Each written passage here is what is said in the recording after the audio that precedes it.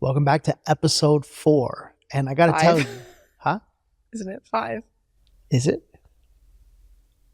Isn't it episode 5? It's fine. Yeah. Oh, Start again. welcome back to episode 5. No, leave it. That's funny. Welcome back to episode 5. And I got to tell you, it's so good that we're laughing because we've been laughing as we've been listening to these episodes every week. Like, it's fun. Yeah. It's funny revisiting the episode. And this morning, I actually called your mom and I called her to like laugh with her about the episode. And she starts telling me how she can't believe that I had a sports coat with a pocket square. She told me, you never told me the part where he was wearing a double-breasted blazer and a pocket square. And I said, that's because I was probably so traumatized that I came home and was like, just don't talk about it. Don't talk about it. It's interesting because like if you think about like who we are now, like we're always literally in like a t-shirt. Yeah. That's it. It's simple. Yeah. I guess I was trying really hard to impress you. Yeah. So last episode, we actually went off on a tangent and we didn't talk too much about our story. And the one thing I know about the listeners is they love the story. Right. It's like a soap opera for them. So I want to take us back to the top of Mount Benelli. Is that what it was called? Mount Bonnell. Mount Bonnell, over here looking the river in Austin.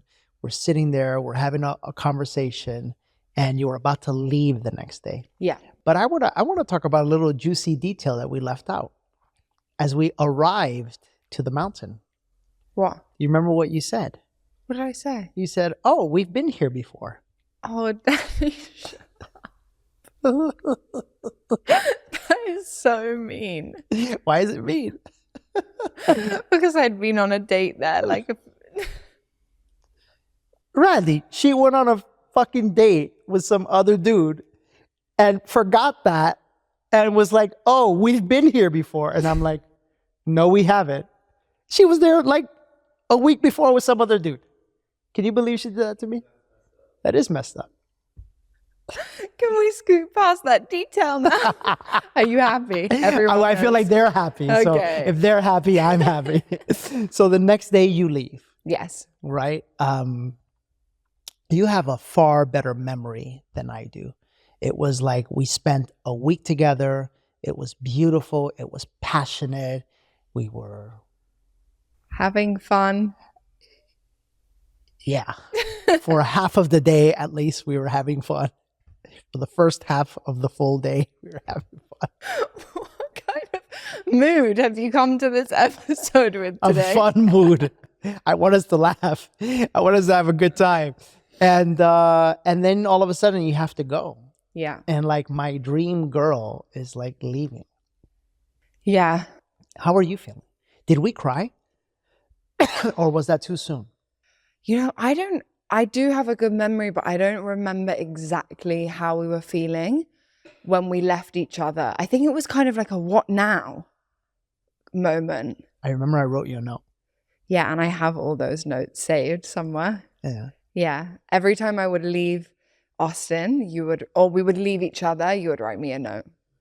It was cute. So I get home and we're FaceTiming each other and we're like, This what sucks. now? What do we do now? And I remember it only took us a day for you to book me another flight and I was coming back out the next week. Yeah. Yeah. Yeah. So I spent like 2 weeks at home and then I packed a bag and I came back. Yeah. For the 4th of July weekend. Yeah. The infamous 4th of July weekend. Yeah. This is, So this is where, you know, if we are twin flames, I don't know, but this is where things started to unravel. This is where like the relationship like started to take a healing course where there was some things that we would start feeling that just being in each other's presence made us deal with. And a little side note, a lot of the reasons why relationships are so difficult is because relationships are intended to cause you to heal parts of you that you can't heal on your own. mhm. There's something about having a partner that mirrors back to you all of your deep, dark shit, basically, that you're afraid to deal with. And relationships become hard work because instead of knowing to work through those things with the partner, There's no safe place for you to work through them. Your partner doesn't know how to hold space for you to work through them. And instead of working through something and healing, you actually start to fight with each other. And you actually start to causing more damage to each other. Mhm. And lucky for us, because of the work that we did outside of the relationship, like that didn't happen to us. Yeah. I think it's more common that people start to work instead of with and through. It's like they start working against. Mm. It's like the other person becomes, because that mirror is so illuminating of your deep, dark shit, you start projecting onto the other person, and that other person becomes the enemy. Yeah. When essentially you're not the enemy, you're actually the very thing that brought whatever it was to the surface to help you heal and work Yeah. through. Yeah. So 4th of July, this is a big one Yeah. because I remember that weekend I had the kids. There's so much more to say Go. before that. Go. Yeah. I remember I got to Austin and it was like nice to start with. And then you started acting so weird. Explain. So weird. You would do things like leave the house in the morning to go to the gym and not even say bye. And I just thought that was the weirdest thing. You were so used to living, I think, on your own and in your own schedule, on your own routine. It's as if you almost forgot that there was another human being in the house to interact with. Can I take it even a step further back? Yeah. I remember being so nervous when you showed up at the airport. The dry mouth. I remember I was just so nervous because there was part of me that was like, and this is where I'm saying, like, all of the insecurities that you have, like, you know, a wonderful partner will bring them out in you, right? And so I remember, like, I wasn't in my masculine, straight up. Like I was You were like a bit weird. I was a bit weird. I was afraid that you wouldn't like me or that you would reject me. And, you know, all of these things unknowingly, I was afraid about them, about myself. And all you did was to help illuminate them. So I remember the first 3 or 4 times back and forth where we would meet at an airport, I was nervous to the point that you'll learn this later. On one trip, I got sick. Yeah. Yeah. We'll go there a little bit later, but I started acting weird. You start acting very weird. And then we got COVID. So I started feeling really sick. And then I made you sick. And I couldn't speak. Danny's throat was so bad that he literally could not speak. I don't know why I'm laughing because that's not funny. But I'm laughing because you were being so awkward. Like your energy was so rigid and awkward and nervous, coupled with the fact that you were basically ignoring me and then you couldn't speak. And I was just sitting in bed next to you like, what am I doing here? Yeah. What am I doing here? Before that, when you first started getting sick, I feel like that was a pivotal moment in our relationship. Because, do you want to share a little bit about your anxiety? Yeah. In what context? Where you got sick in this strange dude's house in America and you're all by yourself and you kind of started to have like a little freak out. I remember that now. Yeah. When I was about 19, 20, I suffered really badly with anxiety. And for me, home was always my safe space.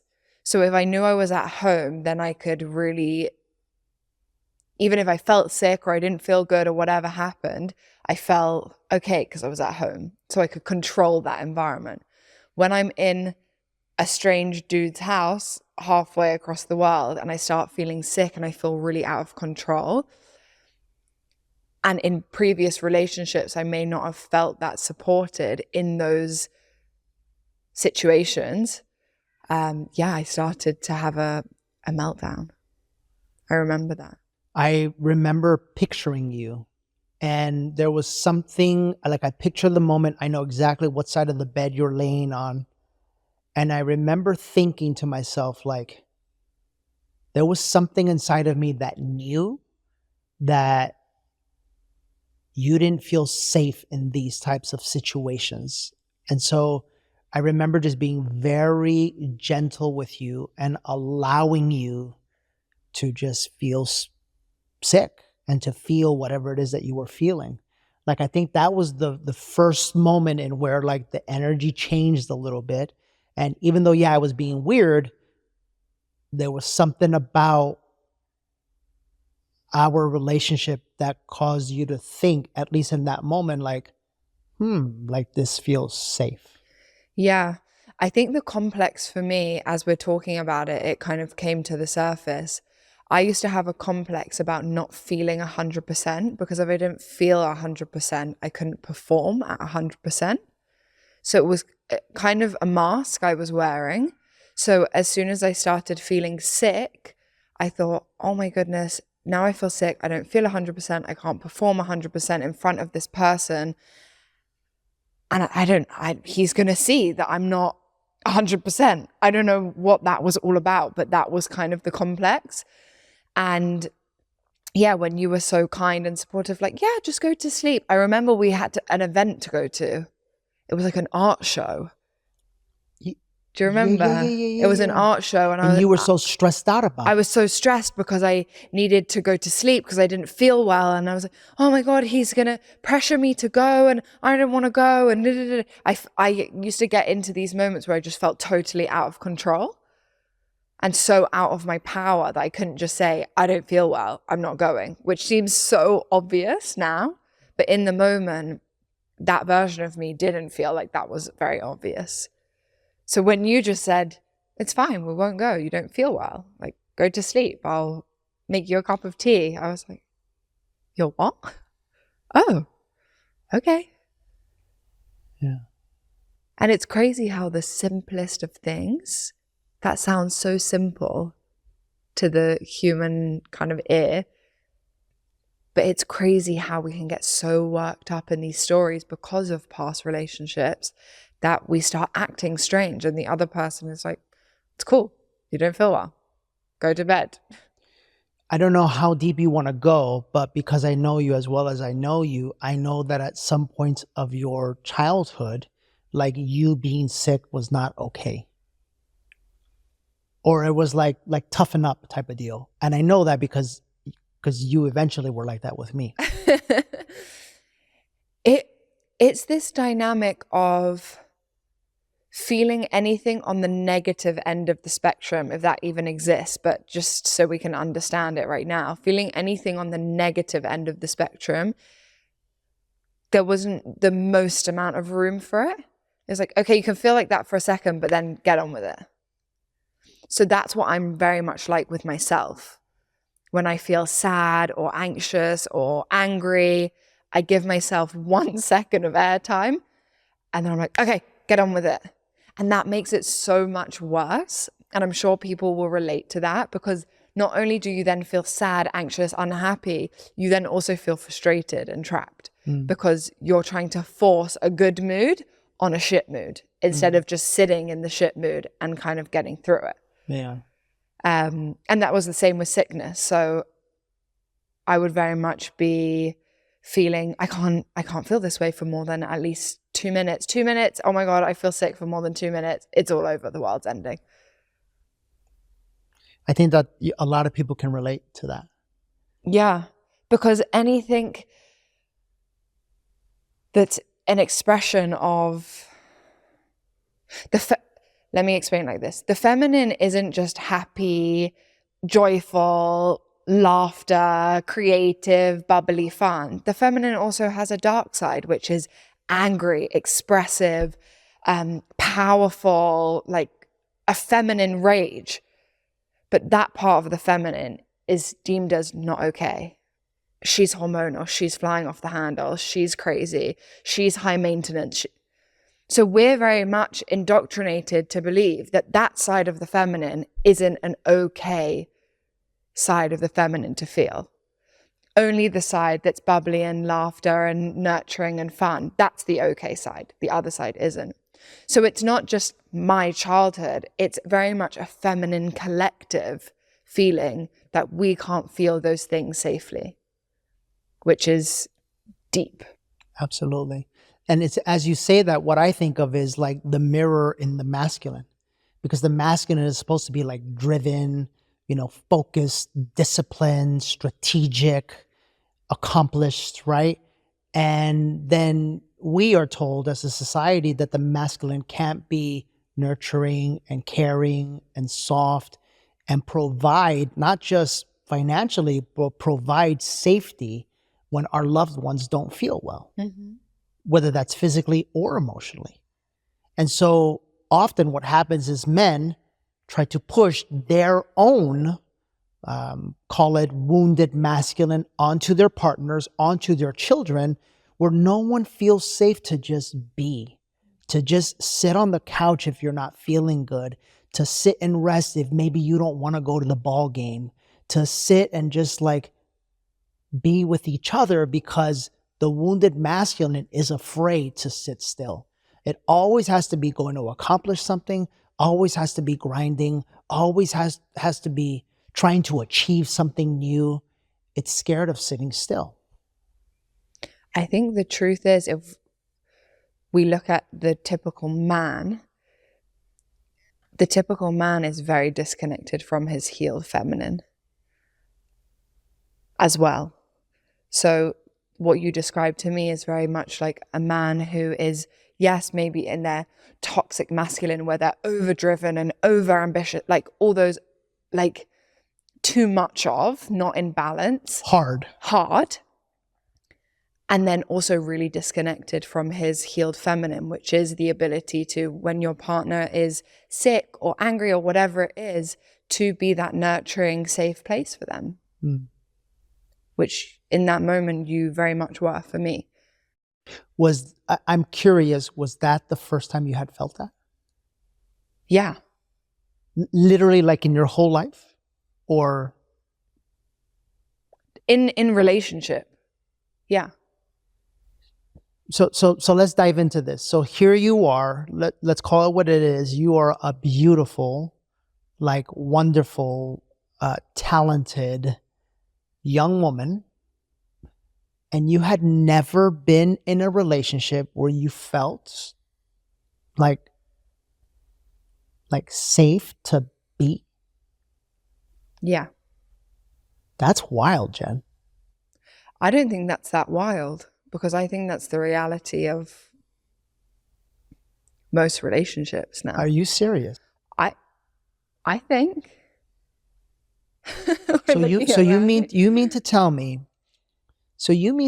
that most women at their core are not, in today's society, in a relationship where they could feel safe when they're not feeling well, when they're sick, whether in a partnership or maybe even with themselves, to just sit and relax and be in whatever it is that they're feeling?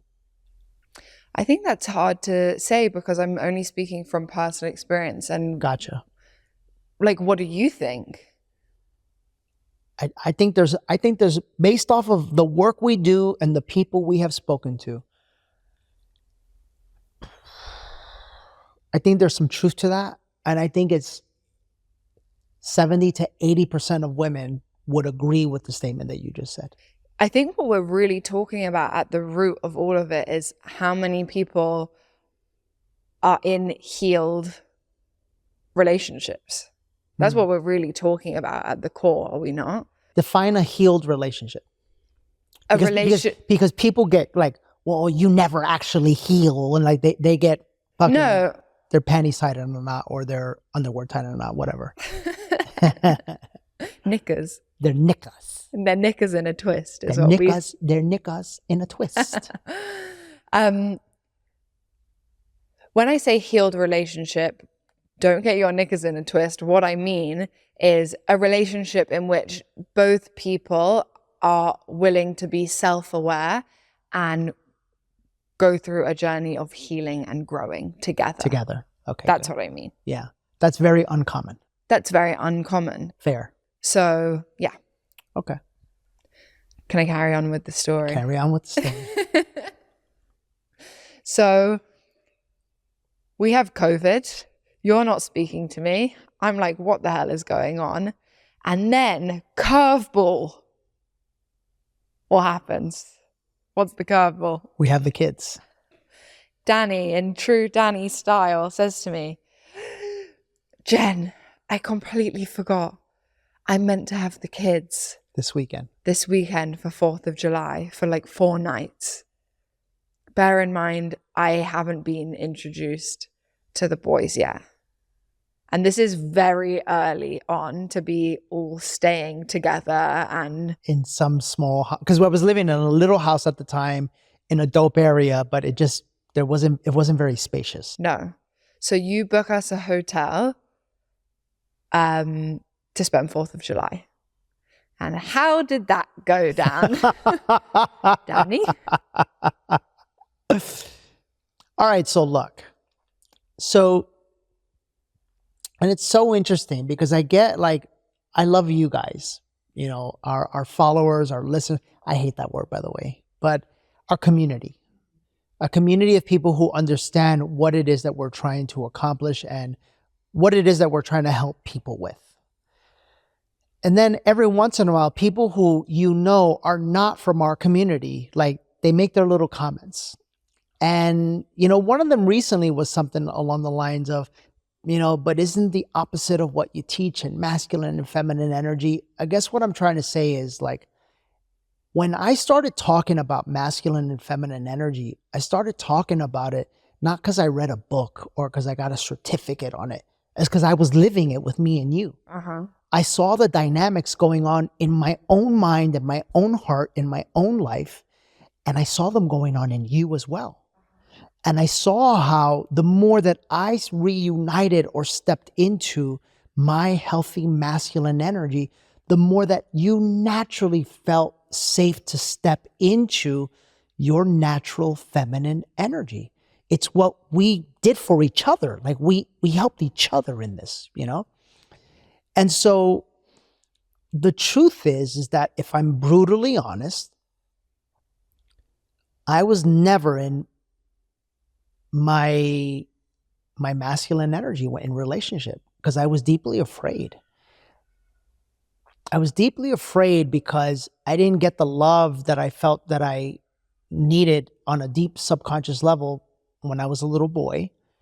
And as a result, I was always afraid that I wouldn't be loved by a woman. And so, or now that I think of it, by anybody. Like that's how deep the story went. So I was always trying to people please. And I was always trying to make sure that everyone was happy. And I would never once think to consider how I felt. And so this is whenever you hear me say a clip like, choose yourself. It's because I had to learn this. I had to go through this in real life, So the way that I learned this was to see how I was reacting in real life scenarios. For example, I have the kids. I have the kids for the weekend, and I want to make sure that the kids like me. I want to make sure that the kids like you. I want to make sure that you like me. And so as a result, I want to make sure that everyone is happy. So what do? I go out and take us to a beautiful hotel, get 2 rooms, and try to plan some sort of a fun weekend for us to like get to know each other and hang out. But all along, my energy, since I'm not in me, in the truth of who I am, in my power, in my strength, in my groundedness, I'm in my weakness. I'm in my fear. And you felt it, and the kids felt it. And it's interesting, like I'm feeling it right now, just like remembering. Like, do you feel it? I'm feeling right now what it used to feel like to be that version of me. It was a mess. It was horrible. Baby, it was horrible. I can see what happened in my head, like talking about it now. So what happened? Tell me. We picked the boys up in the RV. Mm-hmm. Danny had an RV. Don't ask why. He never used it, but he had one. Impulse purchase. Yeah. And which the Mustang is not an impulse purchase. If you saw on Instagram. And we get to the hotel and Danny literally, I could feel your energy. You felt like split between us. You didn't know who to please first. So you're like, I think I'm gonna take the boys to the gym. So yeah, you can just go to the hotel. Did I really? Like you just, and then you dropped me in the room of the hotel and you left, took the boys to the gym. I'm in some random hotel in the middle of Austin. And then you just text me saying, you can order food if you want. But I was trying to be nice. You see, I was trying to make sure that you were like, whatever. I didn't say it like that. I probably said, whatever you want, please order it. Because back then what would happen is I would feel bad. I would feel bad that I want to be with you, but I want to be with the kids. The kids obviously feel awkward. You feel awkward. But the one that was making everybody feel awkward was me. Yeah. But I had no idea that this is how deep this is. And this is where, like, when men come to me they are not in their masculine energy and they're not in their strength, like, I understand it. I understand it. It's pretty deep. Yeah. So then you left and I call my best friend, Allie. and I was like, what am I doing here? And she said, Jen, just get in an Uber and leave. Just leave. Just go somewhere. Because if you're going to sit in the room and you're going to start freaking out. So I went to the shopping mall. To the Domain. And had a walk around. Anyway, the next 3 days were just pretty awkward. Yeah. And it was a hard moment for me because bear in mind, I'm 27, 26, single Jen, thinking, what the hell am I doing? With this old dude with 3 kids. With this old dude with 3 kids. That's truly what I was thinking. Yeah. Why do I need to do this? I do not need to do this. I don't need to move across the world. I don't need to. No, this feels like hard work. Yeah. Fuck this. Yeah. So at the end of that trip, it had been so awkward between us. That was when we went to Houston. It was on that trip. Yeah. Guys, we went to Houston and we took the kids with our friends, Annie and Gustavo, to a color museum where everything was like scratch and sniff and like bull pits and the whole thing. And Isaiah was pegging you with the balls. Danny's kids were pelting balls at me. I don't blame them. I would be pelting balls at me too if I were them. And I just remember thinking, what the hell am I doing? Baby, talking about this, I have the weirdest feeling in my chest right now. Oh no. Because it's true. It was so weird. Yeah. We drove home from Houston and Danny kept falling asleep on the drive home at the wheel. And I remember looking at him and because he kept falling asleep, he kept missing the exits to go home. And all I wanted to do was get out the car because it was so awkward. And he kept adding like another 10 minutes, 15 minutes to the drive. And I remember just staring at you like. Okay, listen. It was about as bad of a 3 days. It was so bad. The energy was so bad. And inside of myself, here I am. The worst part, I genuinely was trying to make you happy. I know. And I genuinely was trying to make the kids happy. It was a mess. Yeah. It was a mess. I've just remembered the mini golf. Oh, tell them about the mini golf. We went and played mini golf. That was our first date with the kids. Yeah, basically. we went and played mini golf all together, me, Danny, and the kids. And you have to remember that I grew up, mini golf was no fun and games. Mini golf was a very serious occasion in my family. It was like the PGA Tour, okay? If I would lose focus, my dad would be like, concentrate, Jen. Yeah. Okay? Yeah. So mini golf was serious business. So we were all playing mini golf together. And I think it came down to the last hole. And it was between me and one of the boys to win. And in my head, I'm thinking, Jen, you have to let his kid win. You have to. But then the other side of me, I had my dad on my other shoulder, like, take it fucking seriously, Jen. Yeah. You got to go out and win. Yeah. So I did. You won. I won, beat everyone. Yeah. When I told my friends when I got home that I beat your kids at mini golf, they were like, Jen, you're meant to let the kids win. I was like, I couldn't. I didn't know what to do. I couldn't. Yeah. So it wasn't a good 3 days. It was bless your soul, because truly, and this pattern carried on for a while. I started to see that really you just were trying to make everyone happy. But in doing that, your energy was off, and that made everyone unhappy. So it was kind of like a double-edged sword, which felt great. Disgusting. Not great. Which must have felt disgusting for you. It felt horrible. It really did. So I leave Austin and I'm like, this is over. I'm not doing this. This is over. Yeah, and the morning of, what I did was I snuck away because I realized, like, this is not feeling right, but I know we're supposed to be, like, I know I love you. Like, I know I don't want to be with anyone else. And then let me tell you how I know, because so many people ask, like, how do you know? How do you know when it's the one?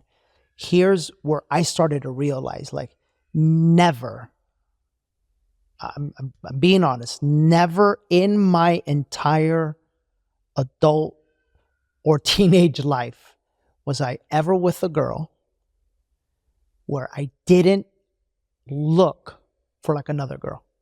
Where I didn't want, like, I didn't know what it felt like to be in peace with the decision to be with one person. Yeah. Mm-hmm. And and I'm being honest, even during marriage, it was like that. There was always a little voice, always a little part of me, like, looking for something or someone else. And this was the first time in my life where I was like, it doesn't get any better than this. It was just like, what more do you want? What more do you want? Yeah, yeah. So in the middle of feeling all of that, I knew, like, man, she's going home. Because I remember we would have some conversations and I was like, I think this is over. I literally think this is over. And I remember, you were about to leave and I wrote you a little note. And this one was like, I think it says something along the lines of, like, look, please stay with me. No, I didn't say that. I'm joking. I didn't say that. The Reddit people are gonna have a field day with that one. The cult people. But no, it was like, look, I know this wasn't great, but I know we have something here. And, there was probably some romantic words. I don't know. Yeah, you did. And I remember leaving feeling very confused. Because, yeah, me too. I knew there was something there, but it just felt so sticky and hard and awkward and uncomfortable in so many ways. Facing my own shit, you facing your shit, us facing shit together. The kids, it was a lot. It was a lot. Mm-hmm. So yeah, I went back home and kind of had a lot to think about. Yeah. Hey friends, thanks for joining us here on Finding the One. We would absolutely love your support, and this is going to be our only ask. Please subscribe wherever it is that you're watching, whether it's Spotify, YouTube, Apple Podcasts, whatever. Subscribe and leave a comment and let us know how you're enjoying the show, because it truly, truly goes a long way. Well, that's it, isn't it? I think that's it. So that's all we want to tell them. What are you handing over to me? Well, I don't know. I'm just handing over the mic. But if you don't want to take it, I'm going to hand it over to you now to go out and just click subscribe wherever you're listening. We really appreciate you. And this is where I want to get into, like, I think one of the reasons why people are enjoying the show is because, we have fun and we share some of the personal stuff, but we also offer teaching moments or moments of reflection, right? And there's a couple that I want to dive into here, baby. Number one, I hope you all can see how this is real life happening. These are real emotions. These are real feelings that we were feeling. And yet we were able to like work through them. So it took us a while to work through them, but let's start with number one, long distance relationships. Mm-hmm. I think long distance relationships is a struggle for a lot of people. And I want to dive into what do you think made it work for us?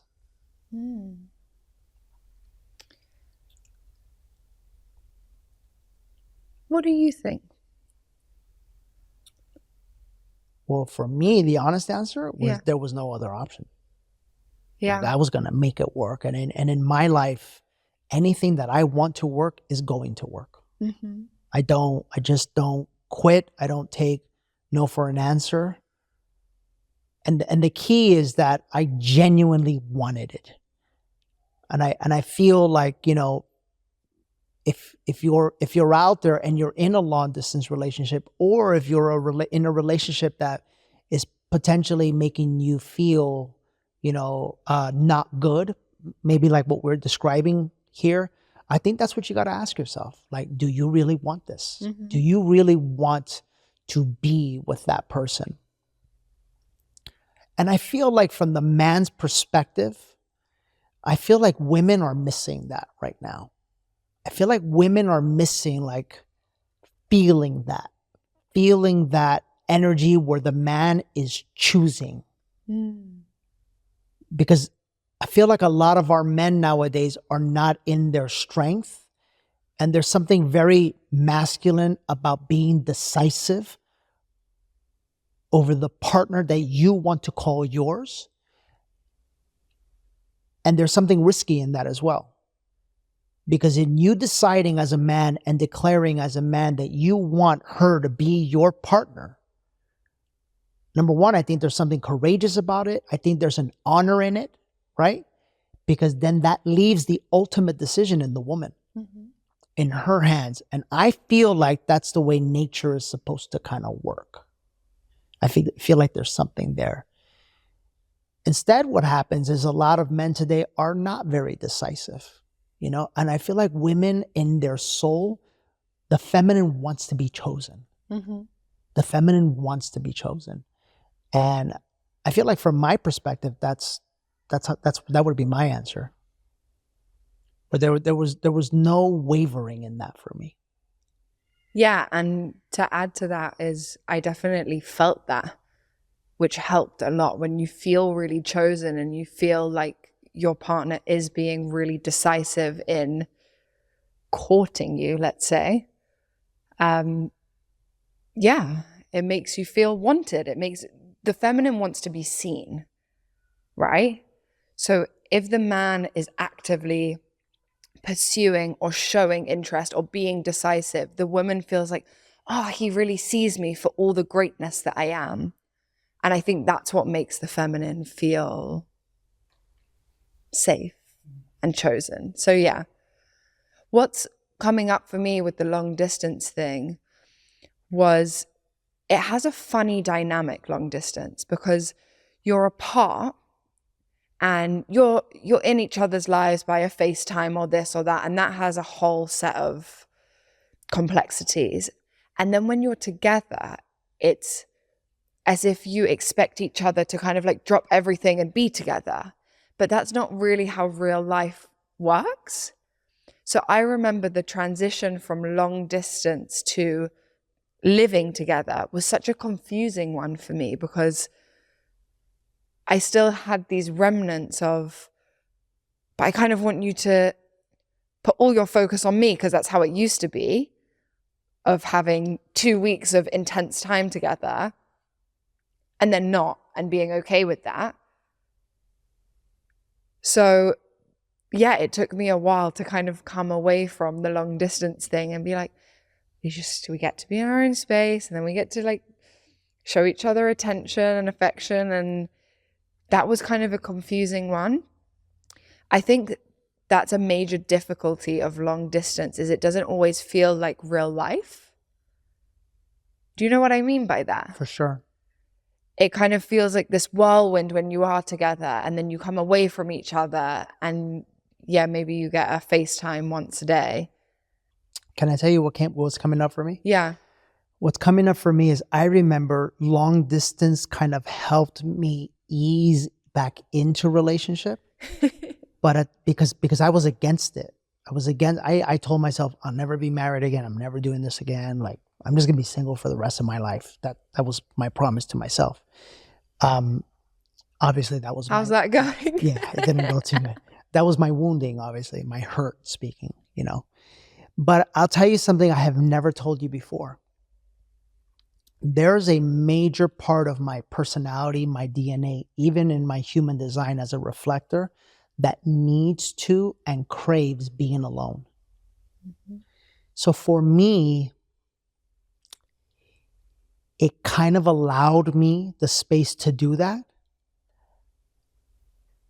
But also, it started to confront a part of me that sought to be alone, even in relationship. Like, I was always really good, and sometimes it still shows up. I'm going to be honest. Where it's like, I love being with you, obviously, but it's like, I want to try to find a way to like do me, you know, whether it's be in the gym or whatever the case may be. And I remember that time when we were doing long distance, it was like when I was alone and we kept like the frequency of our trips together, it started to like all blend in. And I started thinking to myself, like, what's up? Are you ready for this? Like, is this something you really want to do? Are you ready to go back to like full time being with someone? You know, It's long distance part-time. Long distance is part-time. Yeah. Long distance is part-time. Living together is full-time. Full-time. Yeah. Full-time job. Yeah. Full-time job. Yeah. Yeah. It was big, and it allowed me at least the time and the space to really, like, as a man, like really process things. And I would encourage you guys to do the same. I really would. And I would encourage you guys to be honest with yourselves. Because I think where people make a big mistake is like, you know, people get engaged, people get married, people get committed before they're sure that is what they want for the rest of their life. Like straight up, let's talk real talk. Like, if you're a man, I've said this before, a man is polygamous by nature. By nature, we want to go and like hunt and spread the seed. And spread the seed. It's just our nature. Like, straight up talk. Are you ready to like no longer do that? Because that was a journey for me. Yeah. That was a journey for me. Unless you live here in Austin and all these freaky deaky people fuck each other. And okay, you know, well, it's the truth. You know what's coming up for me as you're saying this? You're funny. Well, Randy, is it the truth or not? I mean, I don't know. You don't know. It's because he's not in the conscious community. That's why. Well, I am. I'm very much detached from it. There you go. Thank you, Randy. Thank you. I know my place. There you go. Just to draw it back to long distance relationships. It's cool because what you're saying and what I'm hearing is you have that intense time together, but the cool thing about long distance relationship is that you get to go away and reflect. And that's actually a very powerful way to look at long distance relationships, that yes, you do have this intense whirlwind time together. And yes, okay, that might not feel like real life, but the upside is you get to go away and hermit and have your own time to really reflect and be like, they acted like this and I acted like this, and how can we work on that, and how can we, which is really cool. It really is. So if you're kind of in a long distance relationship now and you kind of only see the negative side of it, like, oh, you don't get to be together all the time, the upside and the silver lining is use that time as reflection. Beautiful. Because it's really powerful time alone to gain perspective on the relationship. Yeah.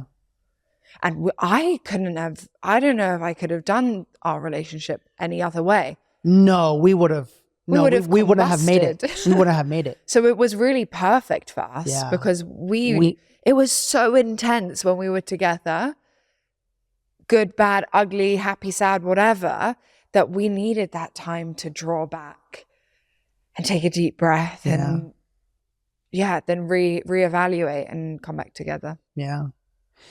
The second thing I want to talk about is, and I think this is important because I've been in relationship in the past where this is not the case.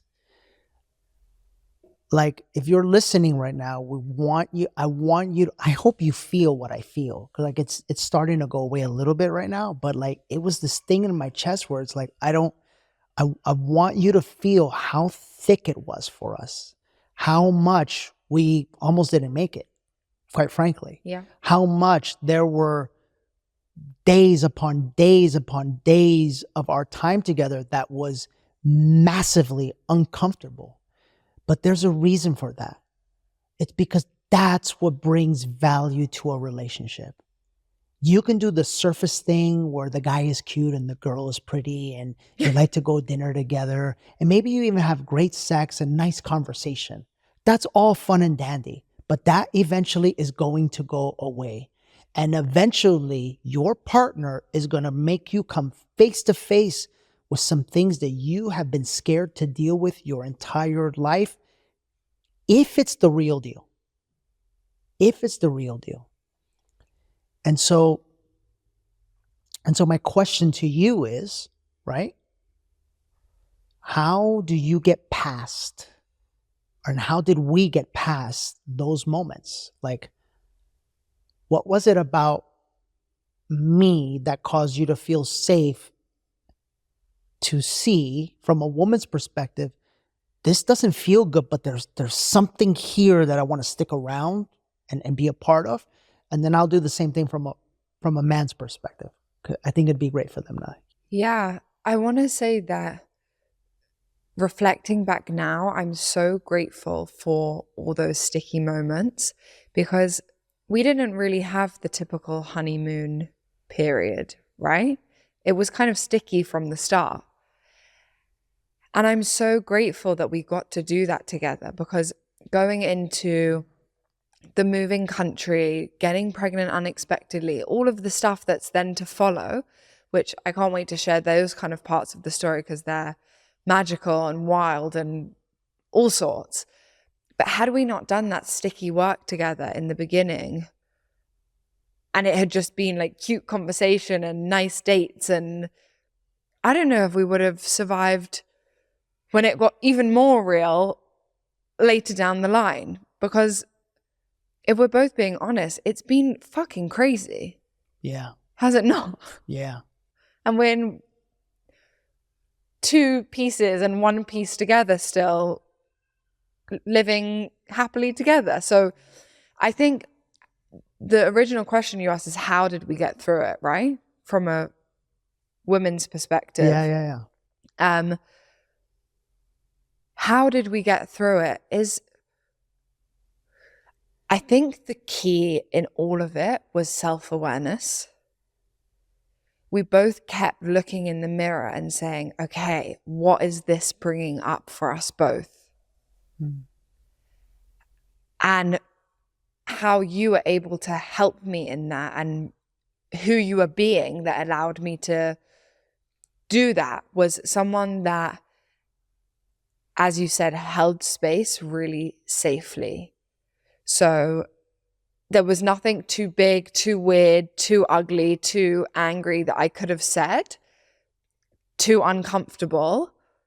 Sometimes about, things, people, things, situations that you really cared about, but you allowed a space for me to share anything and everything. And that was what I feel really helped us through. So self-awareness, I could look at myself in the mirror and say, oh, Jen, that's bringing up this in you. And then when I needed to reflect that back to you, or when I maybe noticed something in you, I had this safe space to share it. How do you feel like we got through? I think self-awareness was key as well. like in this moment, for example, and what we're talking about here, I had I could have done one of two things. Either A, I could have gotten mad at you because, you're being mean and you're not seeing that I'm trying to be nice to everybody. And, what about the kids and all of that, which I could have blamed you, which is what we normally do in relationship. Or I could have done what takes courage and what a lot of people don't do. And that's to ask myself, like you said, what is this bringing up about me? Like, how have I been this way in all of my life? And other people have either taken advantage of it, been critical of it. Yeah, I can tell you straight up, like, I'm just thinking of my friends in Southern California. I don't think I ever went to any of their houses.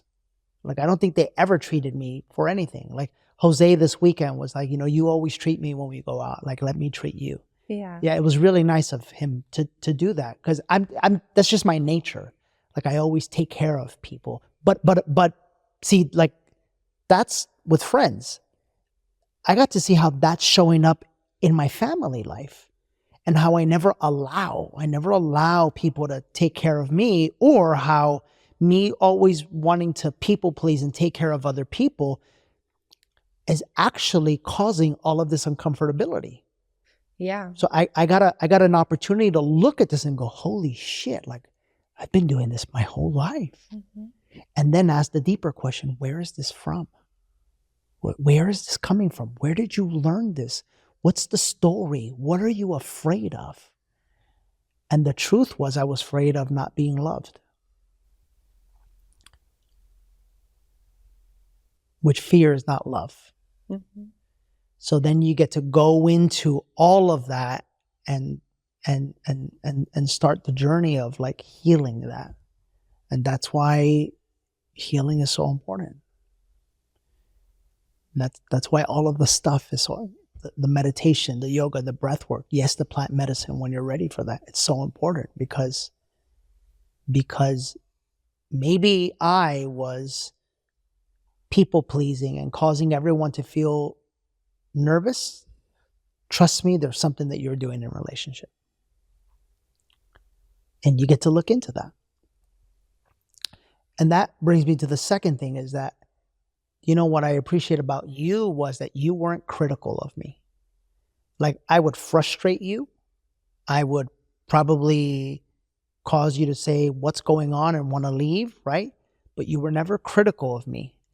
And as a result of you not being critical of me, when I came to you and said, listen, I'm starting to connect the dots. I'm seeing where this is happening. I'm going to work on it. I'm like, thank you. Thank you for showing this to me. It's like you allowed space for that. You allowed space for that to happen. And I think that's the cornerstone of our relationship, is that we both do that. And finally, babe, like, it's so wonderful, because I feel like our purpose, we just filmed the interview with Alex, and I was like, this is your purpose. Your purpose is to, like, bring health to people. I feel like our purpose as individuals is one thing, but our purpose as a relationship is another thing, and that is to bring awareness to what real love is. Because in a society where we're judged by our age or our race or our, economics or whatever, like, my hope is that people can see that, as each of these episodes go by, like, when we do get married, we're not getting married because we need to get married. We're not getting married because we think each other is cute. We're not getting married because our community says we need to get married. We're not getting married because our religion says we get married. We're getting married because we love each other. And because we've been through so much that there's so much value in the relationship, Yeah. I really feel that. I really feel that everything that we went through was this process of revealing to us that we don't need this. I don't need to move countries and live halfway across the world. You don't need to people please like me and the boys and be in a relationship where it's difficult having kids. And there's so many things that we didn't need to do that were hard and made us face ourselves in the deepest, darkest ways. We didn't need to do that. But the fact is that we did, and we wanted to, and we keep showing up for each other because we want to. And there's still moments today where I feel, oh my God, I'm halfway across the world, away from my family and my friends. I don't need to be here. But it's a choice, and that's a difference. I feel like so many people stay together out of some sort of need within them. But when you're in a relationship where the needs are so sticky, it kind of makes you face that, well, do I want this? Because for both of us, we both made that decision, like, we want this. So we're going to keep plowing through. Because ultimately, we could say our souls just kept magnetizing back to each other. Mm-hmm. Yeah. So yeah. Done? Done? Yeah. Questions? Questions? We're going to answer some questions now. Okay. All right. Okay, Danny, this is my question for you. Can a couple survive after cheating? The answer is yes. I think of our, to respect their privacy, I won't say their name, but I think of our good friends that are actual guides in the Awaken You community. And the woman just had a class on this. And she spoke about the power of forgiveness. I think about that couple and I see how they are closer than ever before. And yet I think about that couple and where they were when I first met them and they started to work with us. And by the way, I'm not taking credit for this. I'm just saying that their life was so much different back then. They were dealing with unfair stresses. They were dealing with financial issues. They were dealing with health issues. And none of those things are in play now. And when the cheating occurred, I can see how the stress of that life that they used to live is what potentially could have caused the cheating. Now, with all that said, I say yes, but I will say this will take an immense amount of work. And I believe that nothing in life is a coincidence. And so if there was cheating, there's an opportunity for you in that, and there is medicine for you in that. I'm going to take it back to what we discussed in this episode. Is this what you want? Like, you got to take a step away and really, each of you, right? Ask yourself, not you want it because you want to look bad, not you want it because the pastor says that if you don't get back together, you're going to go to hell, not because of what your parents are going to think, not because all of that is bullshit. It's a complete lie. The only thing that matters is, what does your heart say to you about this person? Is he or she someone that you're willing to fight for? Is he or she someone that you love, that you truly love with all of your heart? Not with your wounding, not because you're afraid of being alone, but with your heart. Do you love the human being that they are? And if both of you can say yes to that question, then real love can survive anything. It's going to take work. It's going to take you potentially coming to awaken. It's going to take you potentially going to see a counselor. It's going to take you going and doing a plant medicine journey. Whatever the universe has in store for you and whatever your pathway is for you, that's what it's going to take. But if you truly love that person, then you're willing to do whatever it takes. So I would say, yeah. Mm-hmm. I think the key in what you're saying is anything in relationship really you can get through anything in relationship as long as you're both willing to grow.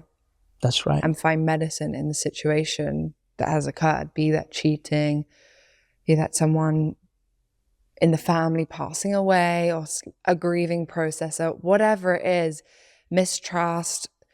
You can really get through anything if, number one, you want it, and number two, you're both willing to grow. And I'm going to say this because it's the big elephant in the room, because it's public knowledge that I had an affair. Yeah. To answer the question on my behalf, people might say, well, how come it didn't work for you? It's simple. It's because I honestly said, and I honestly can sit here and tell you that I knew deep in my heart that I can't speak for anybody else, but that I couldn't love this person the way they deserve to be loved. So that's where, when I went in my heart, the answer was no. And that's my truth. Mm-hmm. You know. Ready for yours? Yeah. How does physical appearance matter in finding the one? Let's just say they don't have a perfect body, for example. Okay. This is an interesting one because I think we already shared this, or maybe we didn't, but this was a part of our story where I said to you, I might be your dream list partner, but you're not mine. Oh, that broke my heart. That was mean. That was very mean. That was very mean, but it was the truth at the time. Okay. And the reason it was the truth at the time is because we are taught from such a young age that we have to write out, how do we want our dream man, dream woman to look? Everything is so external. So they don't say, how do you want him to feel? How do you want to feel when you're in his presence? What do you want his values to be? It's like, no, I need him to be tall, dark, handsome, have this kind of personality and drive this car. And that's just what we're taught. Mm-hmm. So I think it's really important to be able to see that. What is your conditioning around physical appearance? And how and why does it matter to you? Because truly, if we think about it and we boil it down, the only thing that really matters is, are you attracted to your partner, right? And attraction can come from so many different things. It can be physical, which isn't, I'm not saying physical is not important. I'm not bypassing that. I'm just saying, how much importance do you put on physical appearance more than the feeling you actually feel in your heart? Because that's very much what happened with me, where I told you all these physical things were happening in my body, but my mind was like, no, it's not him. Can't be him. It's not him. He doesn't fit my criteria of my paradigm of things that I think that I need from a partner. Yeah. So yeah, I think it's important to look very, very deeply within yourself on this one and think, what is actually important to me? What are the things that I am attracted to and why? Because if I ask 99% of people that say to me, I want someone tall, dark, and handsome, why? What is it about that makes you feel a type of way? Or is it just that society has told you that's important? That's what you should want. I want to answer this one as well. Yeah. There's a scene in a movie called Notting Hill. We love that movie. I love that movie. And in that movie, the woman is in a wheelchair. Oh. And the man picks her up out of the wheelchair and takes her up the stairs. And I remember, like, way back when, 15 years ago, 20 years, whenever, when I saw that movie, I don't know when, I remember getting emotional because I thought to myself, I want to be like that guy. But I know I'm not, because I am the most critical human being out there. And there's like this gap between who and what I know my heart wants me to be, but who I actually am. So yeah, I was that guy. I was that guy that like had to have like this specific physical appearance, right? And then if I'm honest, two things happened. Number one, I fell in love with your inner self. Like I fell in love with how smart you are. I fell in love with, I mean, you could just see it, how easy we conversate, how our chemistry, we just click, we just work, right? The physical stuff was a bonus. But where the medicine came from me was in that moment that you're talking about, when the tables were turned on me and I got to feel what it felt like for someone to be critical over you because of your age or, you know, whatever, your height, whatever. That felt disgusting to me. Mm-hmm. And in that moment, I remember thinking to myself, you know, like, I remember those were the 3 roughest days of my life because we didn't talk. And I remember, like I even said, like, well, go on a date, go do, you know, whatever you got to go do. But I remember promising myself, like, if this doesn't work out and she chooses some like tall London guy from North London and he's Jewish and happens to be a banker or some shit, you know, whatever, or a doctor or whatever, you know, not me. If that happens, then this list is I remember I actually tore the list apart. I said, I deleted it. This is gone forever because I never want to make someone else feel the way I was just made to feel, because that isn't love. No. And if we take it even deeper, and what came to me as you were talking about that scene in Notting Hill, if our love is based on the conditions of what someone looks like, what happens when someone has a baby and they don't look the same way? Because I don't look the same way as I looked a year ago. So if you only loved me because my boobs looked a certain way, and then I had a baby and they didn't look that way anymore, does that mean that you don't love me anymore? Love doesn't have conditions. So when we base our love on physical appearance conditions, that's a very dangerous thing to do, because if there's anything that we can be sure of, it's that our physical bodies do not stay the same. Through aging, through accidents, through birth, through anything. Yeah, and that's actually a sign. It's a sign that deep within yourself, there's an unhealed part of you that is very critical of yourself. Because you only look at other people and you only expect of and treat other people the way deep within yourself you treat yourself. So I'll see you at Awaken if you ask that question. That's it. That's it for this week's episode. Thank you guys for tuning in. Next week, we're going to take them where? Where did we leave off? We left You left? off. You left? Now I'm coming to London. Is this when I get sick? No. I'm coming to meet your parents.